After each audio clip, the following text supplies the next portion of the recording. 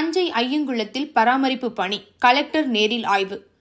தஞ்சையை ஆண்ட நாயக்க மன்னர் ஆட்சி காலத்தின் போது மேல வீதியில் ஐயங்குளம் உருவாக்கப்பட்டது.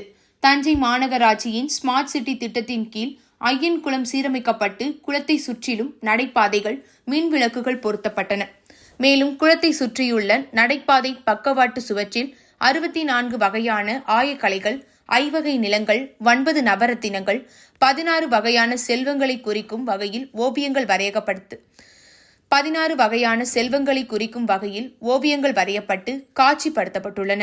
இந்நிலையில் மத்திய அரசின் வீட்டு வசதி மற்றும் நகர்ப்புற விவகார அமைச்சகத்தின் சார்பில் ஸ்மார்ட் சிட்டி திட்டங்கள் செயல்படுத்தப்படும் மாநகராட்சிகளில் குளங்கள் பாதுகாப்பு மற்றும் கலாச்சாரத்தை பேணி காத்தல் பிரிவில் தஞ்சை ஐயன்குளம் சிறந்ததாக தேர்வு செய்யப்பட்டுள்ளது.